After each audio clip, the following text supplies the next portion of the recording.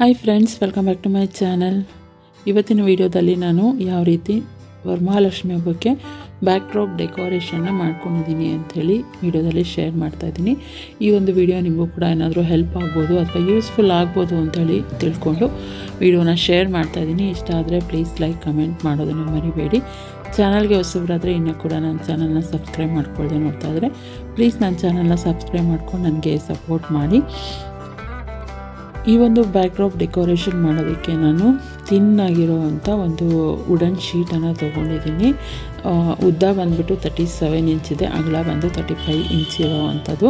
ಅದನ್ನು ಈ ರೀತಿ ನಾನು ವುಡನ್ ರ್ಯಾಪ್ ಏನಿದೆಲ್ಲ, ಸೊ ಈಗ ಆನ್ಲೈನಲ್ಲಿ ಈಸಿಯಾಗಿ ಅವೈಲಬಲ್ ಇದೆ. ಸೊ ಇದನ್ನು ನಾನು ಸ್ಟಿಕ್ ಮಾಡ್ತಾಯಿದ್ದೀನಿ. ಆ ವುಡನ್ ಶೀಟಿಗೆ ಅದು ಪೂರ್ತಿಯಾಗಿ ನಾನು ಈ ರೀತಿ ಸ್ಟಿಕ್ ಮಾಡ್ಕೊಳ್ತಾ ಇದ್ದೀನಿ.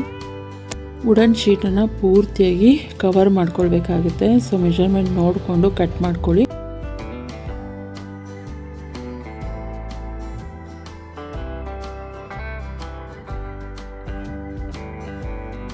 ಪೂರ್ತಿಯಾಗಿ ಸ್ಟಿಕ್ಕನ್ನು ಕವರ್ ಮಾಡಿದ್ಮೇಲೆ ನಾನು ಕಾರ್ಡ್ಬೋರ್ಡ್ ಶೀಟನ್ನು ಕಾರ್ನರ್ಸ್ ಲೆಂತ್ ಎಷ್ಟಿದೆ ಅದನ್ನು ನೋಡಿಕೊಂಡು ಅದರ ಅಕಾರ್ಡಿಂಗ್ ನಾನು ಕಟ್ ಮಾಡ್ಕೊತೀನಿ.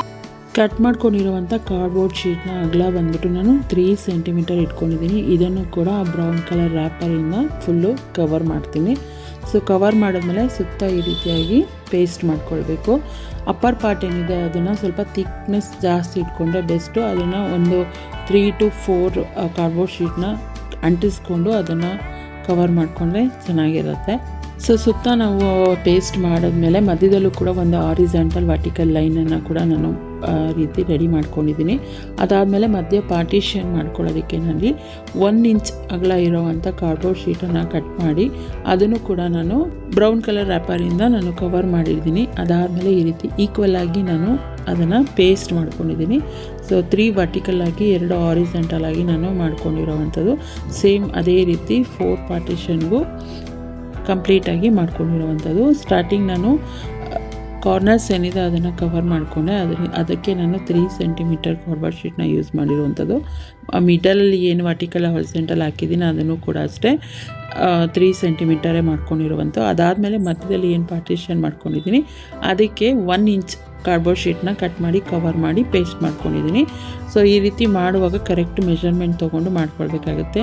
ಇದಿಷ್ಟೇ ಮೆಜರ್ಮೆಂಟ್ ಅಂತ ಹೇಳೋಕ್ಕಾಗಲ್ಲ, ಏಕೆಂದರೆ ನಾವು ಸುತ್ತ ಕಾರ್ಡ್ಬೋರ್ಡ್ ಶೀಟ್ನ ಕವರ್ ಮಾಡಿದ್ಮೇಲೆ ಮಧ್ಯದಲ್ಲಿ ಏನು ಗ್ಯಾಪ್ ಬರುತ್ತೆ ಸೊ ಆ ಗ್ಯಾಪ್ಗೆ ನಾವು ಆ ಲೆಂತನ್ನು ನೋಡಿ ಕಟ್ ಮಾಡಿಕೊಂಡು ಮಾಡ್ಕೊಳ್ಬೇಕಾಗುತ್ತೆ.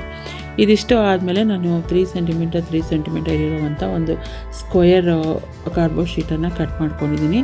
ಸೊ ಅದನ್ನು ಈ ರೀತಿ ಬ್ರೌನ್ ಕಲರ್ ಶೀಟ್ ಮೇಲೆ ಸ್ಟಿಕ್ ಮಾಡಿಕೊಂಡು ಅದನ್ನು ಕೂಡ ಕವರ್ ಮಾಡಿ ಇಟ್ಕೊಳ್ತೀನಿ.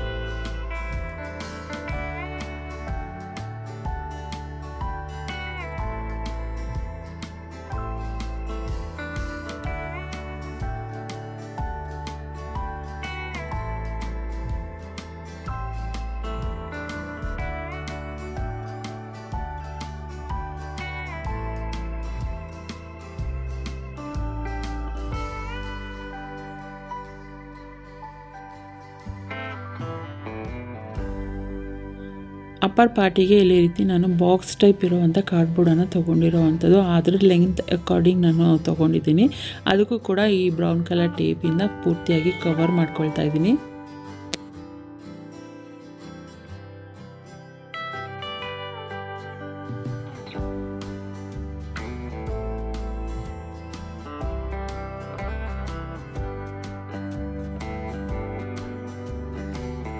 ಕವರ್ ಮಾಡ್ಕೊಂಡ್ಮೇಲೆ ಈ ರೀತಿ ನಾನು ಸ್ಕ್ವೇರ್ ಶೇಪ್ ಏನು ರೆಡಿ ಮಾಡಿಟ್ಕೊಂಡಿದ್ದೆ ಅದನ್ನು ಕೂಡ ನಾನು ಸ್ಟಿಕ್ ಮಾಡ್ಕೊಳ್ತಾ ಇದ್ದೀನಿ. ಮೊದಲಿಗೆ ಒಂದು ಸ್ಕ್ವೇರ್ನ ಸ್ಟಿಕ್ ಮಾಡ್ಕೊಳ್ತೀನಿ, ಅದ್ರ ಮೇಲೆ ಇನ್ನೊಂದು ಸ್ಕ್ವೇರ್ನ ಡೈಮಂಡ್ ಶೇಪಲ್ಲಿ ಸ್ಟಿಕ್ ಮಾಡ್ಕೊಳ್ತಾ ಇರೋವಂಥದ್ದು. ಸೊ ಎಲ್ಲ ಸ್ಟಿಕ್ ಮಾಡಾದಮೇಲೆ ನಾನು ಈ ರೀತಿ ಗೋಲ್ಡನ್ ಬೀಡನ್ನು ಕೂಡ ಅದ್ರ ಮೇಲೆ ಸ್ಟಿಕ್ ಮಾಡ್ಕೊಳ್ತಾ ಇದ್ದೀನಿ. ಅದರಿಂದ ಒಂದು ಲುಕ್ ಎನ್ಹಾನ್ಸ್ ಆಗಿ ಕಾಣುತ್ತೆ ಅಂತ. ಸೊ ಅದೆಲ್ಲ ಸ್ಟಿಕ್ ಆದಮೇಲೆ ನಾನಿಲ್ಲಿ ಸ್ಕ್ವೇರ್ ಟೈಪ್ ಏನು ರೆಡಿ ಮಾಡಿ ಇಟ್ಕೊಂಡಿದ್ದೆ ಅದ್ರ ಮಧ್ಯದಲ್ಲಿ ನಾನು ಏನು ಗ್ಯಾಪ್ ಇತ್ತು ಅಲ್ಲಿಗೆ ಬೆಲ್ಸನ್ನು ಸ್ಟಿಕ್ ಮಾಡ್ಕೊಳ್ತಾ ಇದ್ದೀನಿ.